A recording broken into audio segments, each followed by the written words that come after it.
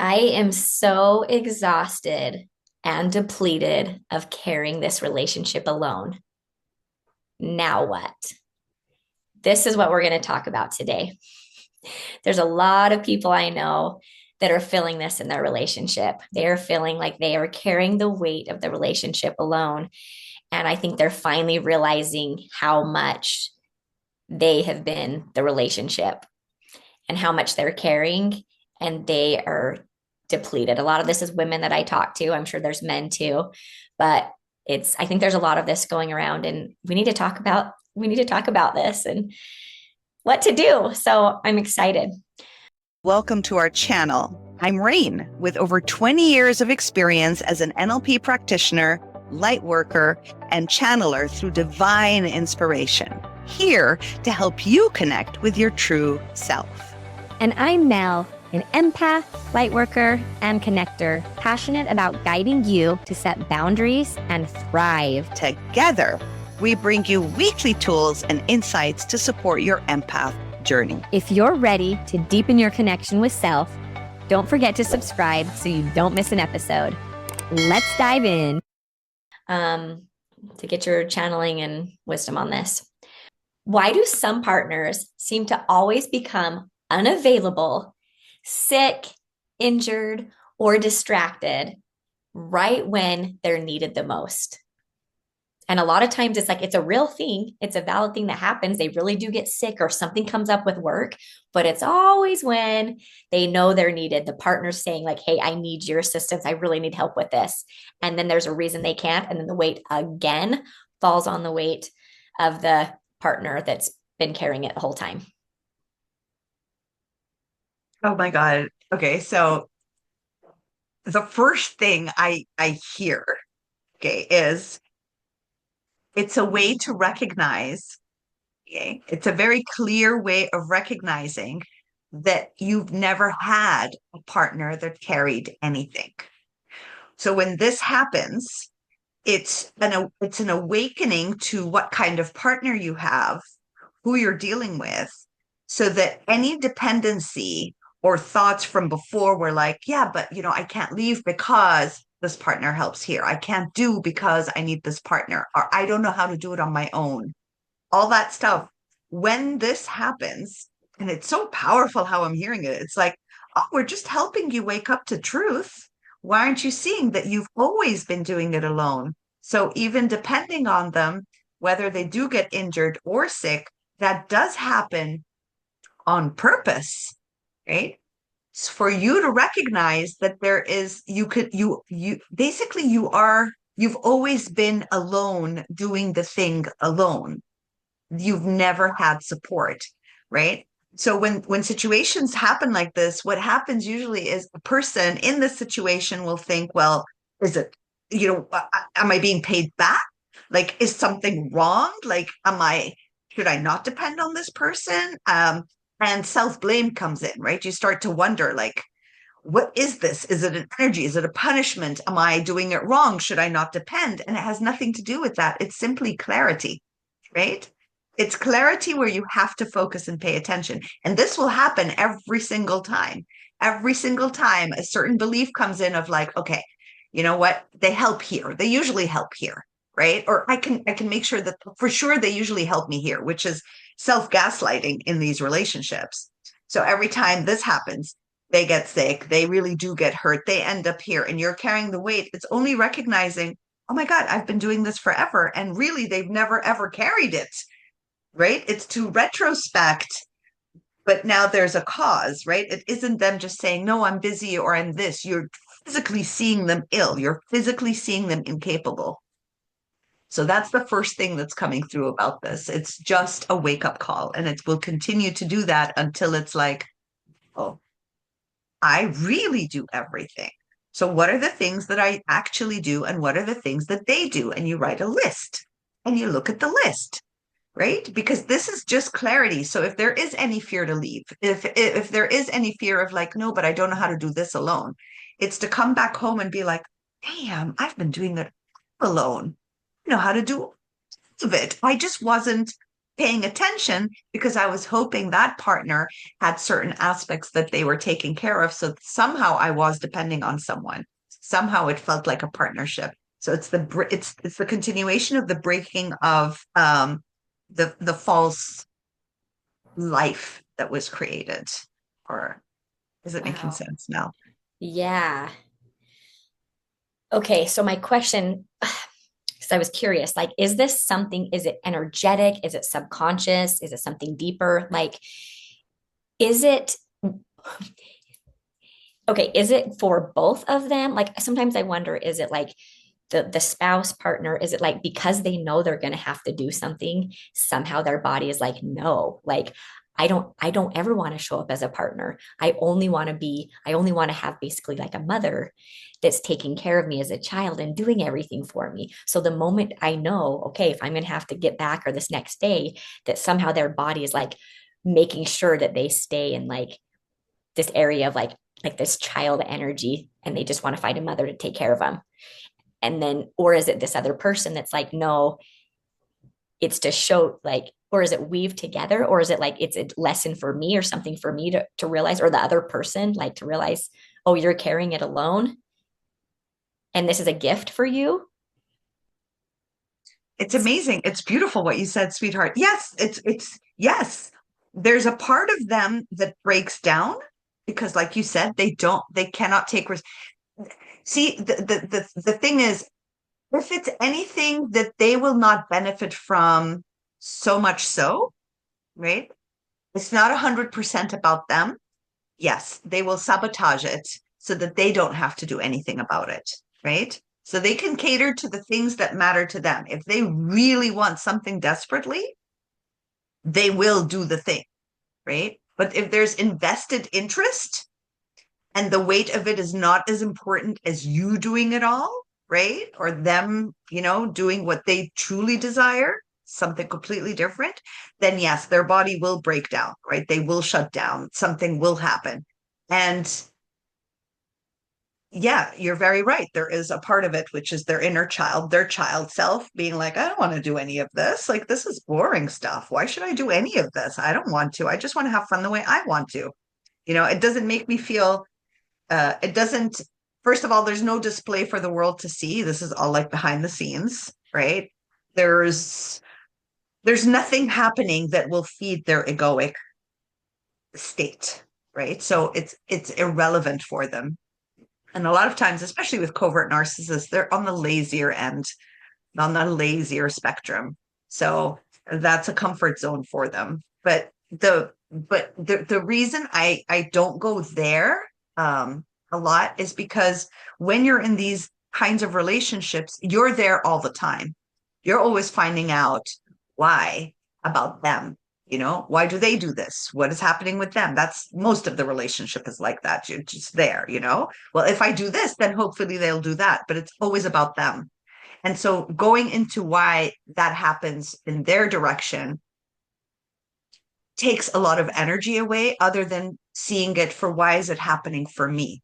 What am I to see? What am I to expand into? What am I? So that other way of seeing it just is more freeing and less of trying to decode them, because that's the normal pattern. Anyone who's in a toxic relationship, that's the natural pattern of figuring out why they do it and trying to interpret them and their cause and their subconscious and conscious, rather than here, like, interesting. Can I pay more attention to the fact that I am depleted? I am exhausted. And I was finally I can like share the weight with this person that maybe we had a great conversation and it sounded like this person's really going to do the thing, and finally like help with in some way. And then this person vanishes and being like, how often has this happened? How many times does this happen? Does it only happen when they're sick or tired or they stub their toe and they can't seem to walk for 2 weeks? Or they don't have anything, but they're not interested. They just don't do the thing, no matter how much I ask, right? They're exactly the same. One has a physical thing, a dependency, like, well, no, I stubbed my toe. And the other is like, oh, I forgot. Oh, it's too late now. Right? They're the exact same end result. So it's for you to notice, wow, how much of my life with this person, even a friend, not only a work partner, even or not only a relationship partner, friend, even a work partner.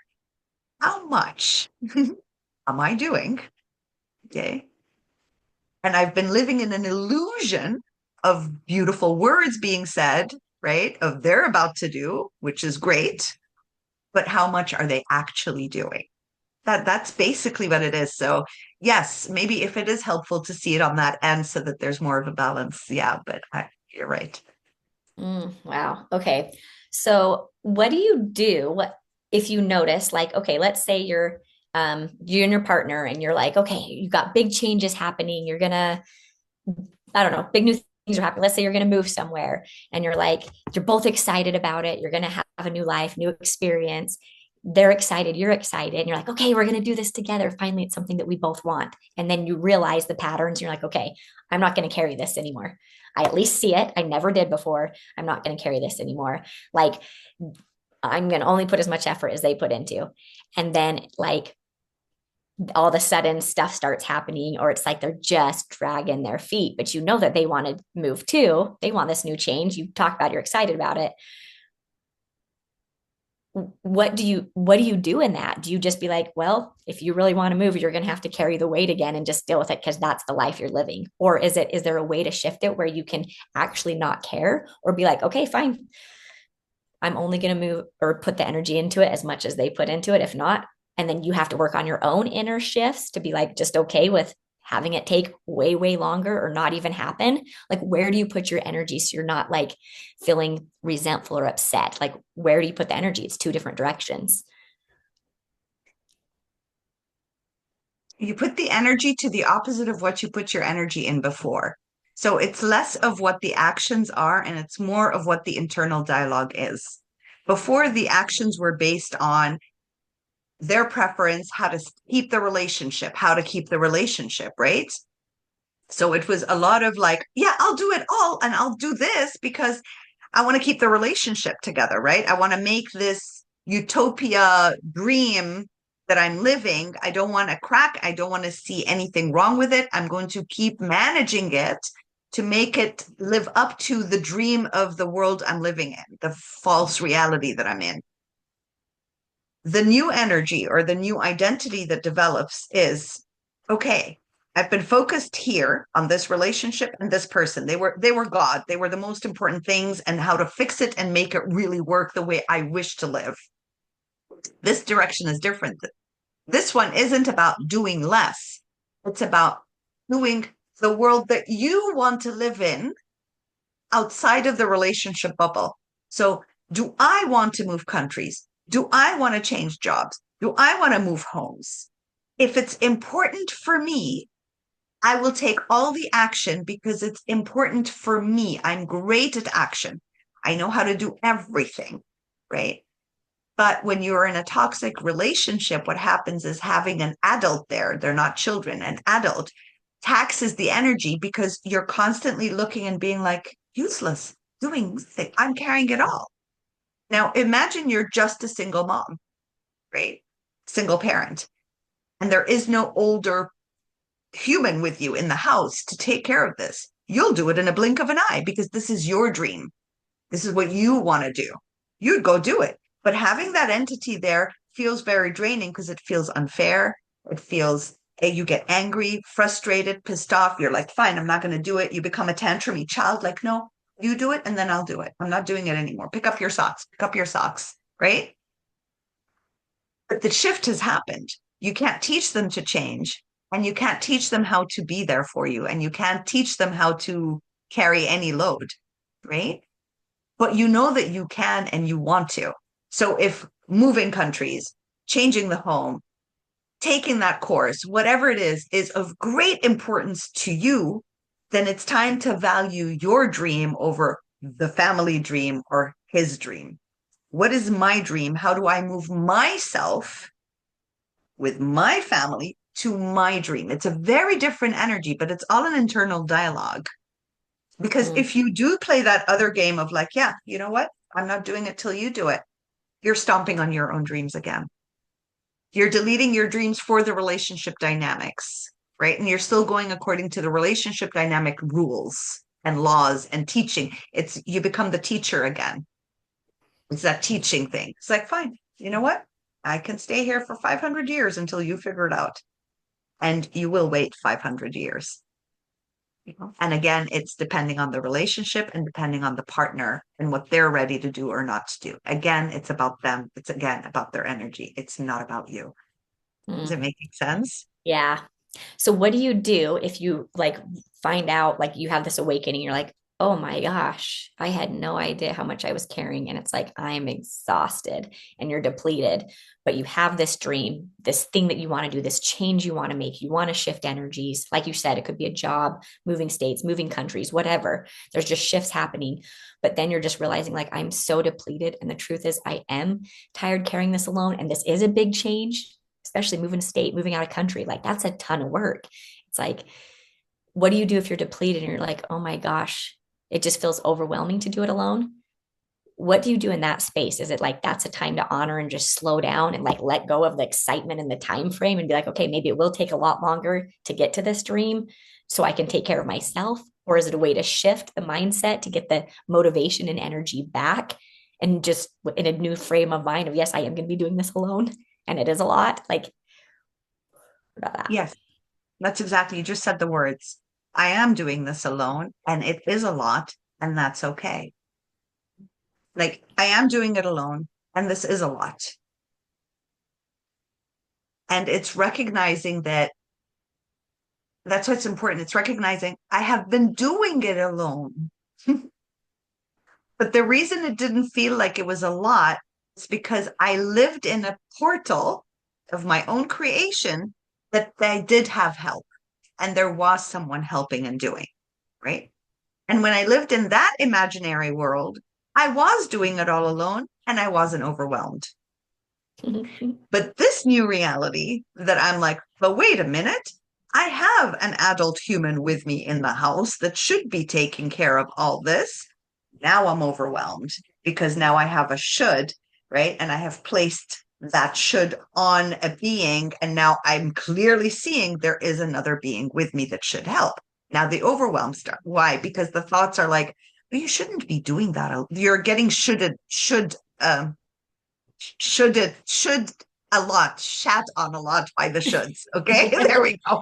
Okay. So you've been shoulded a lot. So in your mind, they're like, well, he should be, and he should be, and he should, and he should. And all these shoulds are actually what causes fatigue and overwhelm and dampers over the excitement and the optimism. It just puts a damper. It's hard to not to get away from it when you're still in the same atmospheric space because it is highly frustrating to have an adult there that is a nothingness, right? Just words, and it looks like they're doing, but in reality, the physical. But if you can at least manage, if this is a dream and something that one truly desires to live, but the shoulding is coming in and the looking and being like, oh, you know what? I'm not going to do it. I'm not going to do it until they do it, which doesn't work and hasn't worked probably for years. Then it's time to be like, well, I'm so excited. This is my new life. This is how I want it to look like. What can I do? And then all the energy that you've done for over 20 years, 10 years, 2 months, whatever, however long you're with this person, starts to pour in because the shoulds have left. And you're like, fine, this person's like a beanbag, you know? If they're sitting on a chair I need to sell, I'll just move the beanbag off the chair and be like, I'm selling the chair. Like they become irrelevant because they're in the way of the dream. Now they're in the way of the dream instead of helping with the dream. They're just in the way of the dream. Yeah. Yeah. I think sometimes like truth just hurts. Truth is hard to see. It's a hard pill to swallow. And it's like, you know what? It was easier in a lot of ways sometimes to like not have seen that. And then once you see it, it's like you can feel it. You can feel the weight. And all of a sudden it's like sometimes physical pains come because it's like because we were so blinded of like the fairy tale, the fantasy, the imaginary friend we were talking to. And all of a sudden you realize, wait a minute, that person wasn't real. It was imaginary. You're like, oh, I was talking to myself. And then the shame comes and then the guilt and then the like, ew. And then you feel it. But before it was like, it was awesome. We had so much fun. And now it's like the illusion is taken away. And then it's just like you're left with reality that's like a smack in the face, kind of. Do you feel like you need to go through like to healthy move through this, to transition through it, do you feel like you need to go almost through like a mourning, like a loss or like anger, and work through some heavy emotions and feelings of like your reality just got ripped in front of you? And now you're looking at like, oh my gosh, I thought I had someone sharing this weight with me. I've been lying to myself for so long. And now it's like, no, it's all me. Like that's got to hurt, right?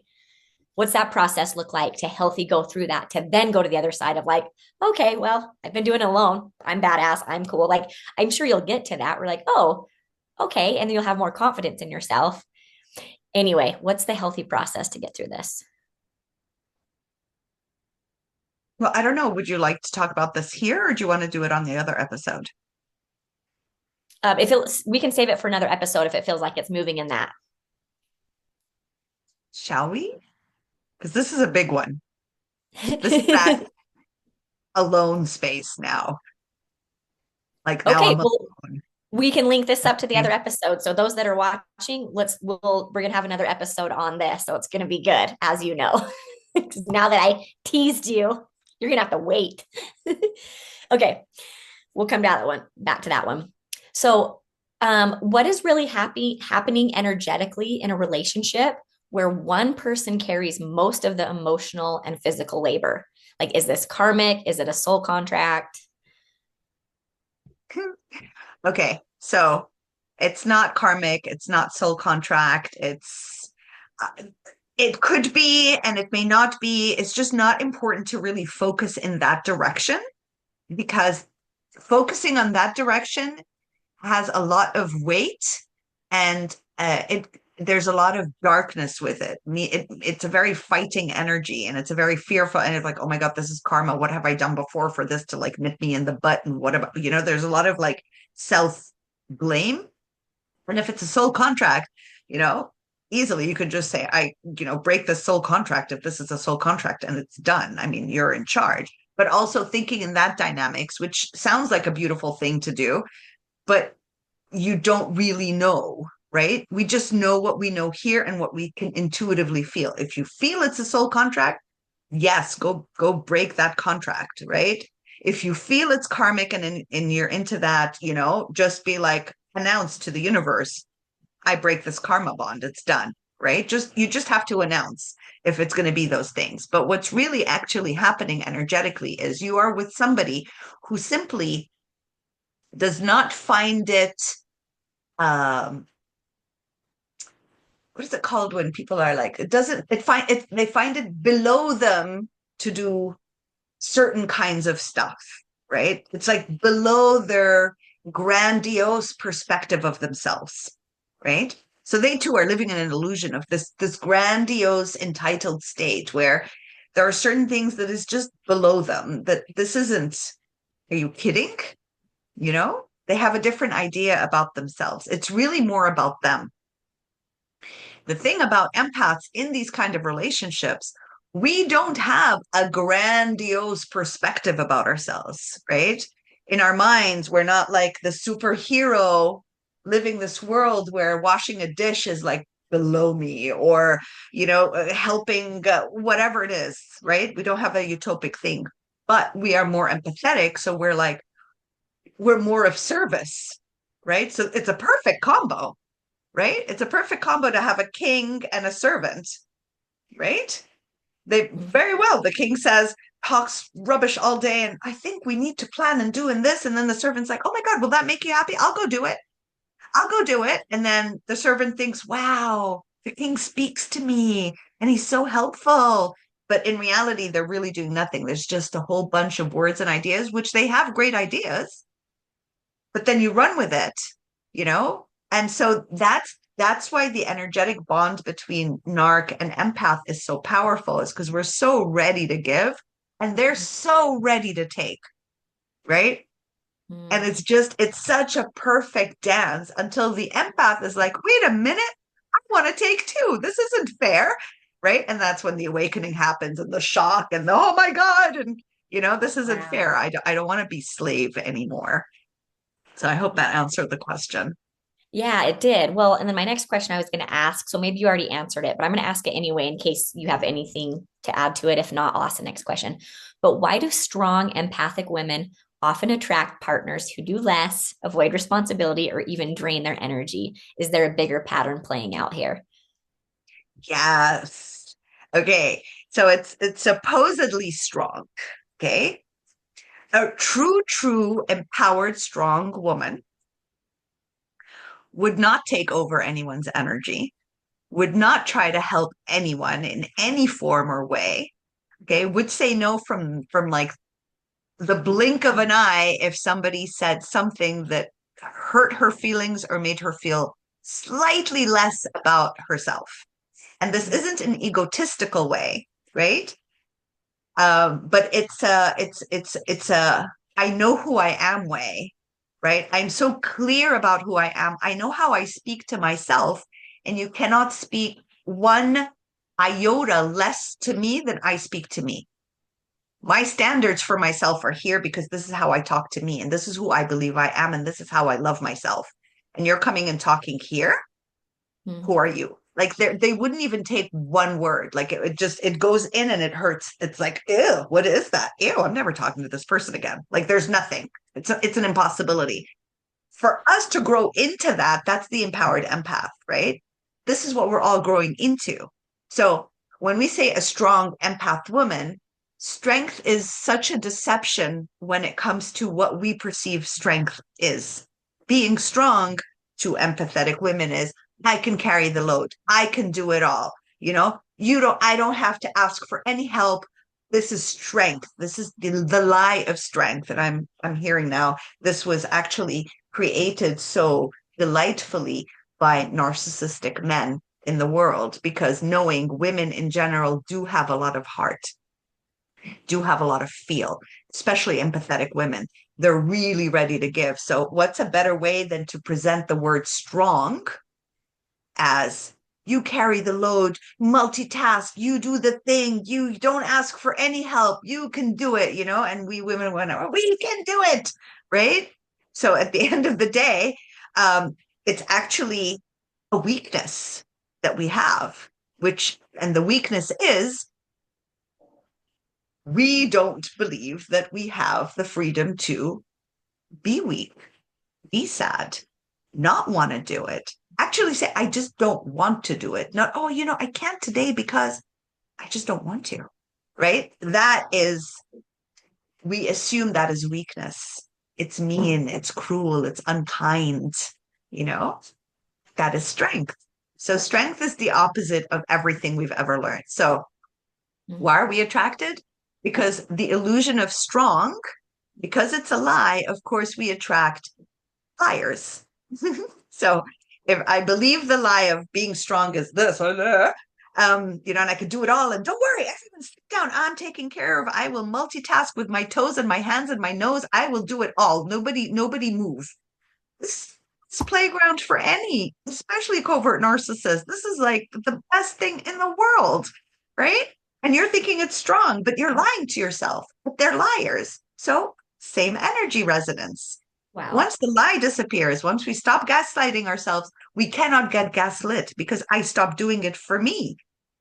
So if somebody else comes to gaslight me, I can see it. But if I gaslight me and somebody gaslights me, I'm like, oh, they speak my language. So cool. They talk to me the way I talk to me. Yay, we're soulmates, right? Oh, I gaslight me. We all gaslight me. It's so cool.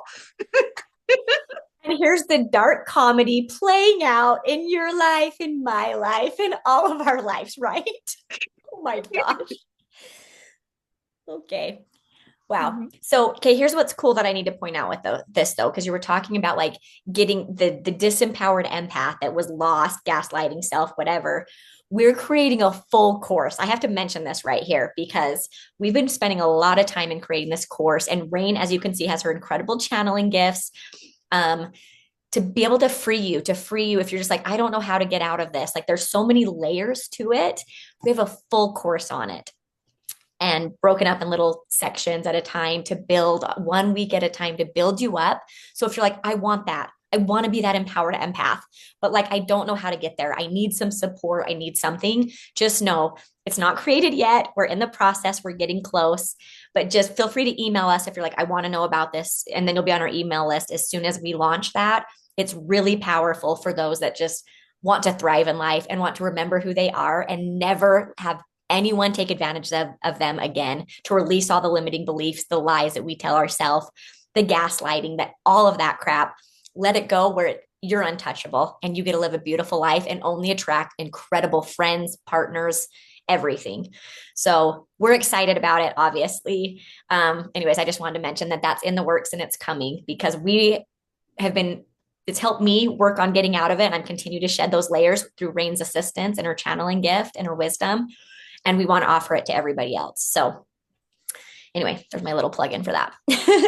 I love you people and I want you to be free. I want you women to be free, you men to be free that are in these relationships. Like, it's icky, it's gross, it's draining, and it's sucking the life out of us. And I just want us all to live fully as I'm in that process of wanting to live. So, okay. How can someone who's exhausted and stuck in this dynamic begin to shift the energy without burning the whole relationship down? What does true change look like? Oh, okay. So immediately I heard, burn the relationship down internally. Okay. So it's all been external. Your whole relationship has been an external image that wasn't real. And that's what's scary to break down, right? And that's the part that you don't have to break down, right? You don't have to burn to the floor. You don't have to do anything with the external, because that relationship dynamics, because the relationship is exactly the same. Anyone on the outside to see, well, it's exactly the same. She does the thing, he does the thing, it looks the same. It's your paradigm shift that changed, right? So it's the perception that shifted. It's not the actual reality of the relationship that shifted. It's exactly still the same. Nothing has changed, right? You have changed. So how do you shift the energy without burning it down? You got to burn it down inside of you, because it's the paradigm shift. So even if you're exhausted, you're not exhausted. You're not exhausted from the shift. You are exhausted from the fake life you lived in. So it's a fake life you lived in. There was no, you had to talk yourself into happiness. You had to talk yourself into joy. You had to talk yourself into how good this relationship is.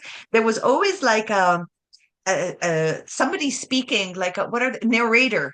There was always a narrator narrating the thing, but you told the narrator what to narrate. So let's say he came back home and gave you the silent treatment, right? And it would hurt. And the narrator would come and be like, oh, look at that. So like, come back home from work, but you know what? He's really tired from work. And so, of course, he needs silence. This is what Mars from Venus and Venus from Mars books are all about, like a man in his cave. Such a lovely relationship. It's all fine. This is what men need. Figure out what women need. I need to go find. You have a narrator. You have somebody narrating and excusing all the bad behavior, right? In the background. So it's really always just been you, how you've seen it. It's like, think of like the projector that came out of your eyes that was covering the reality. Like every time this person would walk or talk, you have a projector on him and all these words written, lovely man, so calm, so kind, sometimes get angry, but so loving.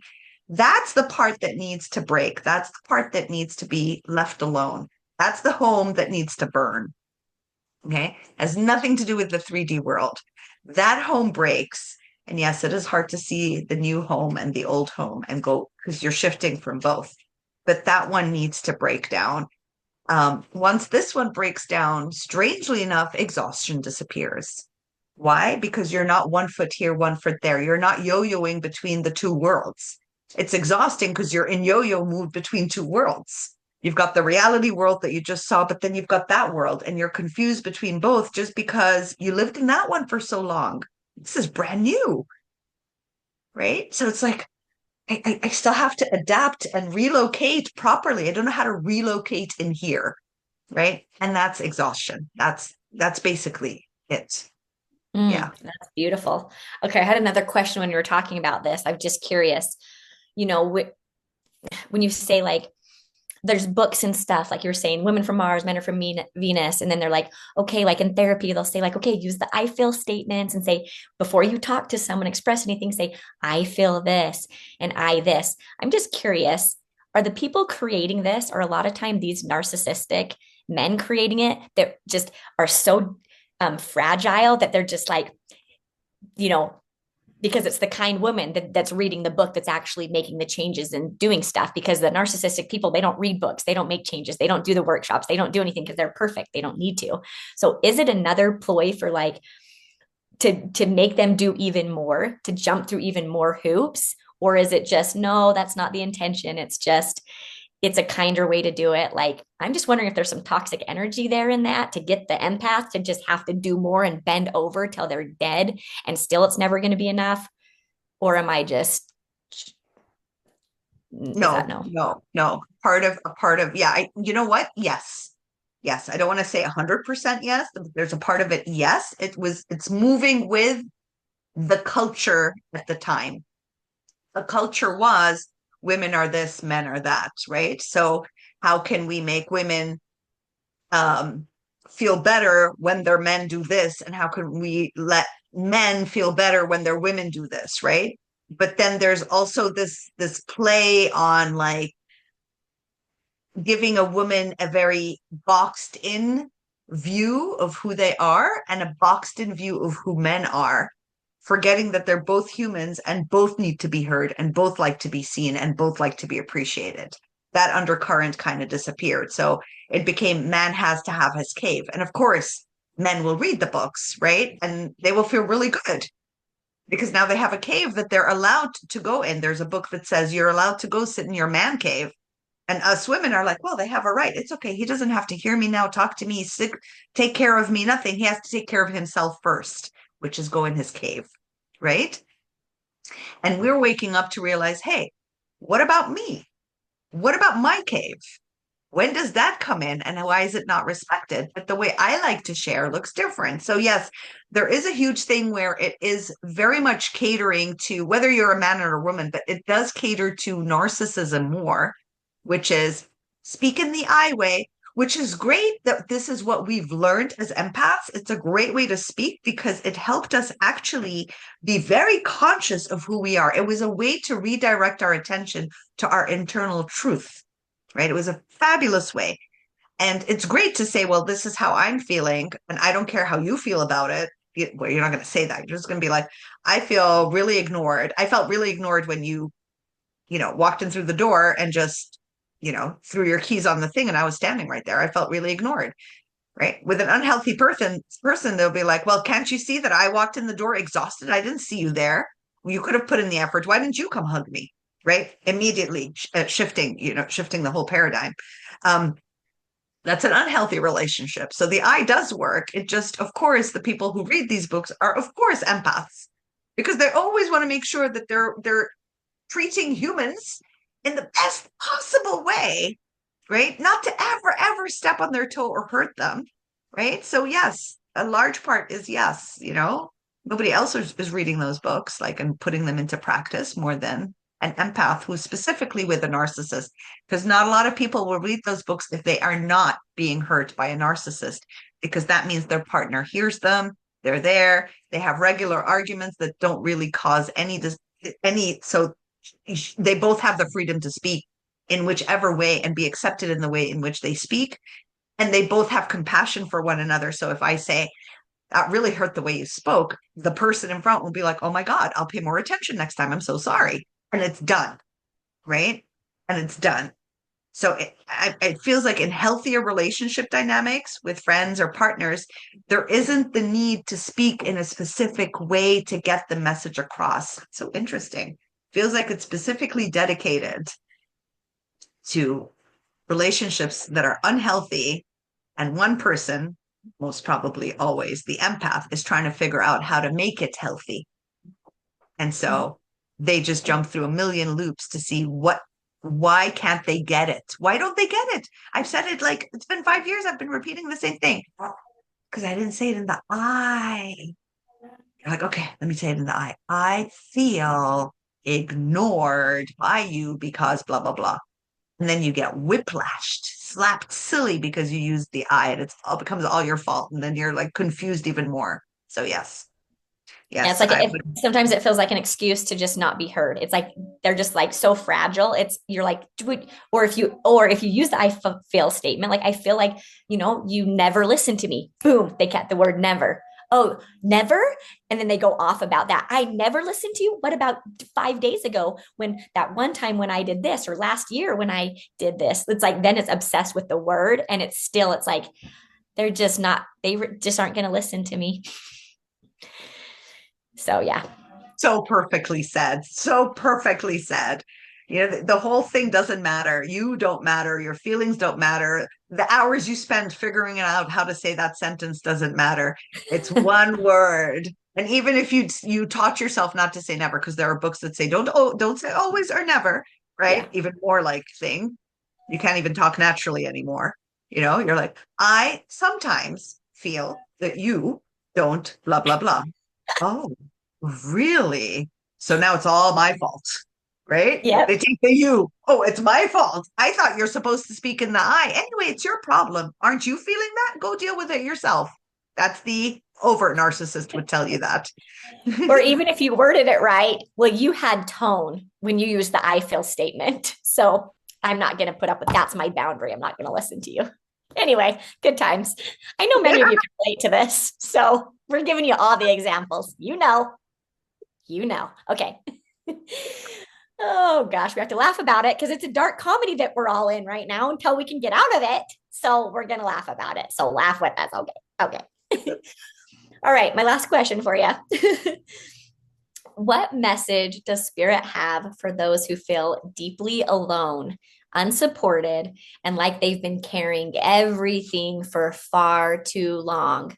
What do they need to hear right now? Okay, so the message is it's like, of course, you're not alone, but you can't see anyone. So it's fine. You're not alone.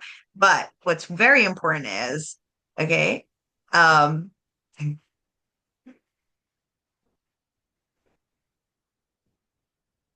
you're supposed to be going through this. So the message is like you're supposed to be going through this. How else will you change your life? How else will you step out of this madness you're in and the life that you've accepted? How else can we get you out of your life?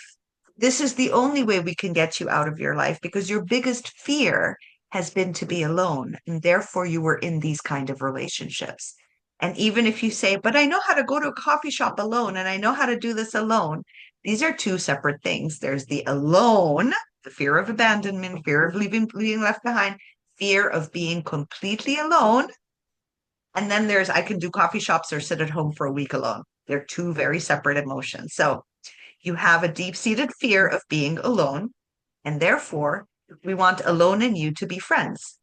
So we put you in a dynamics where you and alone can be friends, and you can discover that alone is a fabulous friend to actually have.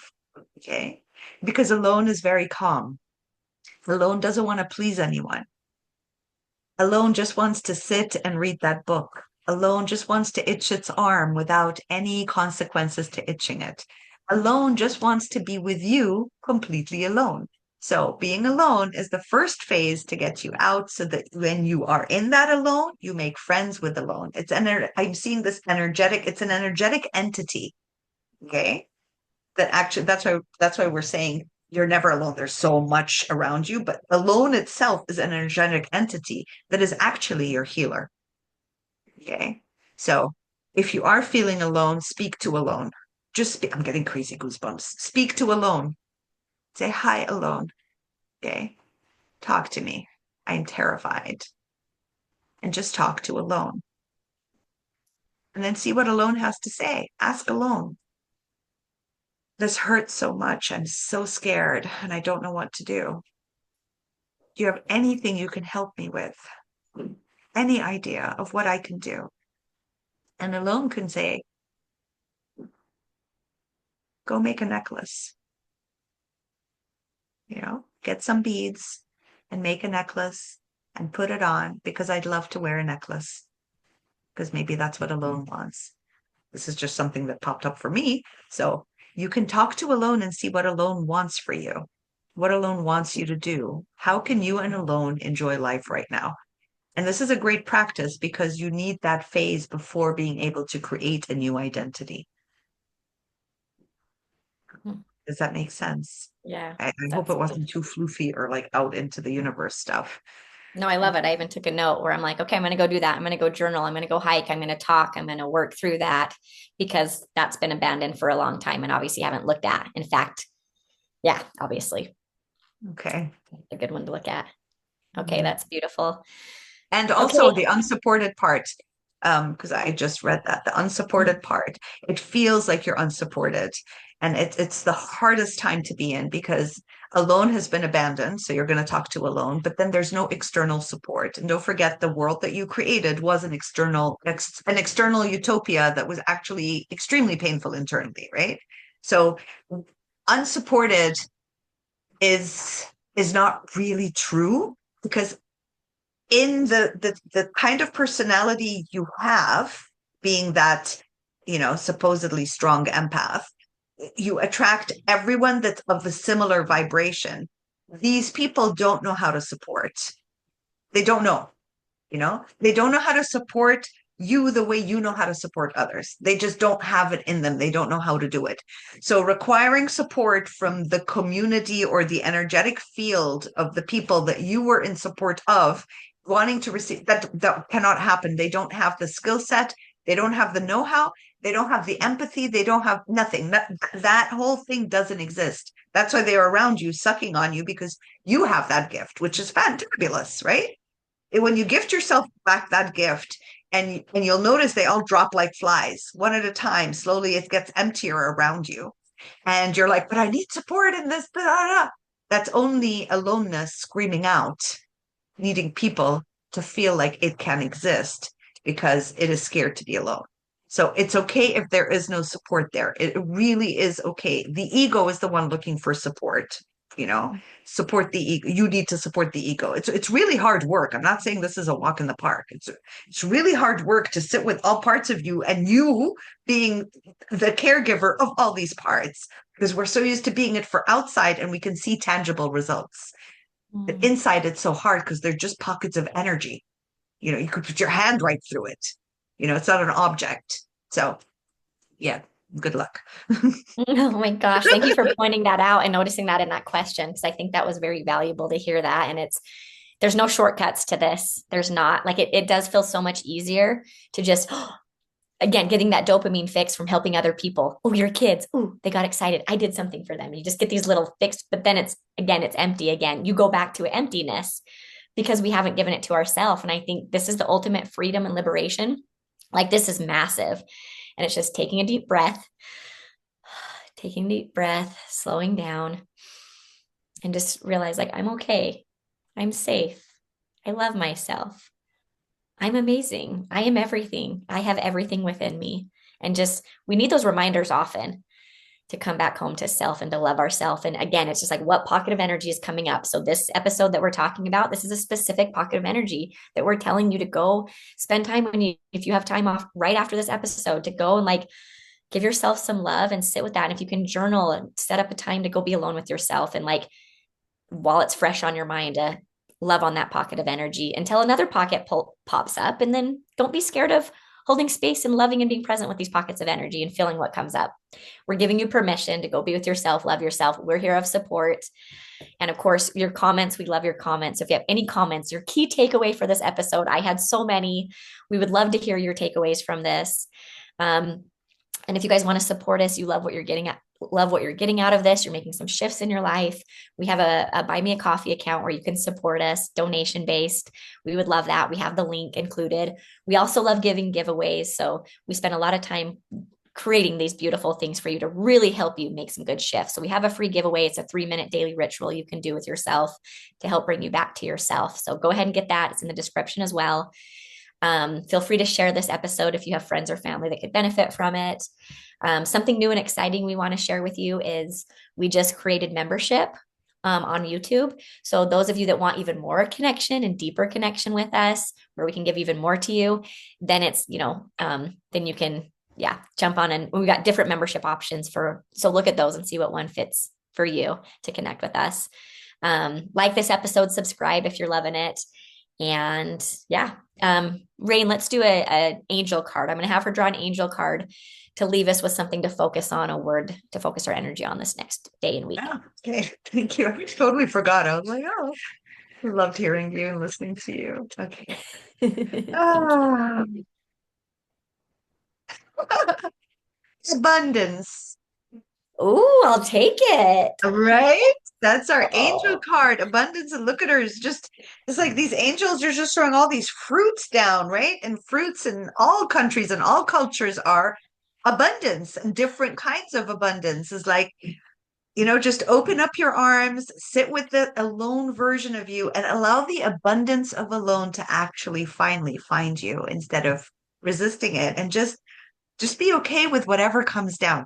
You're going to be lonely today. Fine. Allow it. The fruit of loneliness to come through you. Um, uh, the fruit of scared to come through you. Because all of these are like gifts, right? They're like these gifts that are falling down from the heavens for you.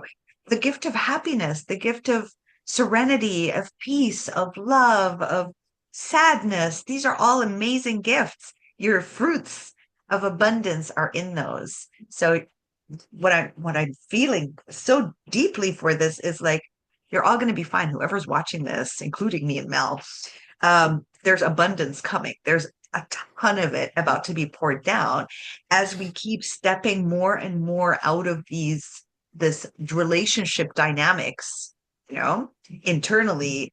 Even if you've gotten rid of the person physically, internally, move past it, and abundance, and not necessarily when you get over it, there's no such thing, but abundance is on its way, basically. There's a whole bunch of abundance. I've never gotten this card. So weird. So there we go. I love it. Well, I gratefully receive all of the abundance that is coming to me now effortlessly. Yay. Thank you, Rain. This was a beautiful episode.